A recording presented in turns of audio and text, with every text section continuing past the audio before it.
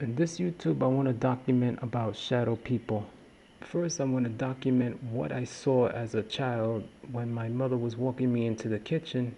We used to live in an apartment building when my mother and father were married, and my mother was walking me into the kitchen, and I saw this Spider-Man like figure looking through the window. I was terrified. I remember my mother pushing me, and I was backing up as I saw this figure on the fire escape, and she kept on pushing me, and I was like nervous and all that. I thought at the time I thought it was Spider-Man. I believe that there is an epidemic of and there has been an epidemic since back then to present day. I decided to make this YouTube because my aunt's foster child said she saw a shadowy figure running. When she looked out the window, she saw a shadowy figure outside of her window, and it sounded very similar. So I decided, I think these guys are impersonating me to accuse me of these shadow people, basically these shadow people, which are people in costumes that look like Spider-Man, but they're black. She said she saw the figure when she looked out the window, and then she tried to go to sleep, and then she heard voices calling her. Whether it was in her head or it was through the window, I'm unaware. So I decided to make this YouTube. She's only 10 years old. So from what I hear by Voice of Skull, here they attack multiple young girls in the middle of the night, ranging from age 5 to women that are in their 70s, etc., older women.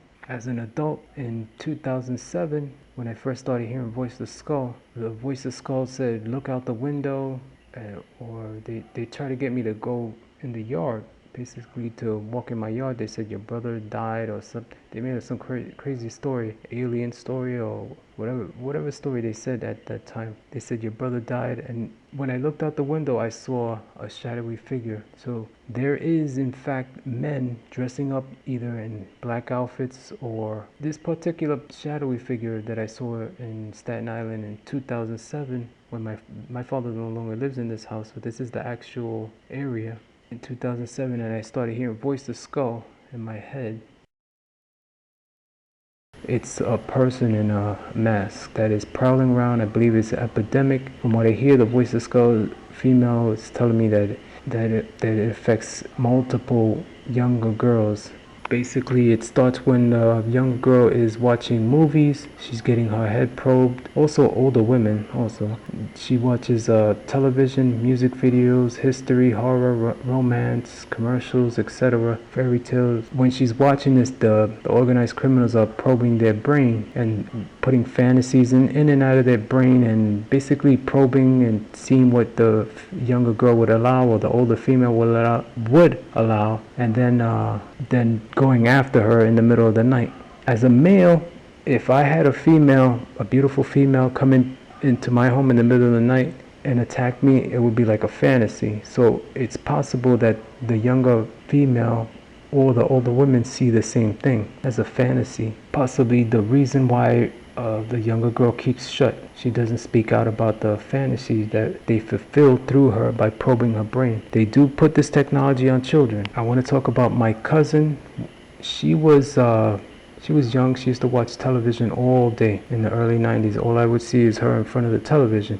She turned into a stripper. But I believe that the television that she was watching, they were probing her brain. They did something to her in between the time that she became a stripper, and the stripper thing was to get to erase whatever happened to her when she was younger. Like they add another experience to cover up. For example, if a female was raped when she was younger or she was molested, the perpetrators get her to become a drug addict using telepathic technology. She can't find a job and etc., and her life becomes hard. So that's the only option that she has, because the perpetrators using telepathy technology push her into that category to cover up their crimes. This is an interview. This next video clip is me interviewing my brother what he saw. He used to live in the same house with her, so I believe they were attacking her when he saw this figure. Remember the story of when you said that some hairy monster at nighttime in Delaware? Some what? The scary monster in Delaware? That you were sleeping in Lewis and you felt Oh yeah, hair? no. I was used to share a room with my cousin Lewis, and out of nowhere I hear a bang, and then this guy's like screaming out like, "Yo!" So edit that. All right. He's like, "Yo, get out of here!" And I wake up. I'm like, "Yo, Lou, what's going on?" He said he's right behind you, and he saw a black shadow right behind me. You didn't feel anything? No, I felt like a little uncomfortable, like something was there, but I couldn't move. I was frozen. You know what happened? And then like we both decided, yo, what? So we decided, counted 1, 2, 3, and we both ran out the room. You said one time that you felt something hairy, or it might have been him. No, that was actually in 60th Street. In 60th Street, this Yeah, happened? yeah. Oh. Um, Not something hair. What do you mean, hairy? Yeah, you did describe something hairy that you use in Delaware? No, that wasn't. That was one experience, but there's another time in Delaware, I'm half asleep, but something's like holding me down when I can't move and I'm trying to move, Yeah. and I had to like force myself to get up, and I wasn't sleeping. I see. That happens a lot. Well, he used to. Yeah, something following Like a him? black shadow. Black shadow? He started screaming? Yeah, because he was up and he saw it, and like he's not gonna just throw something at the door for nothing. Ah. Organized criminals cover for each other.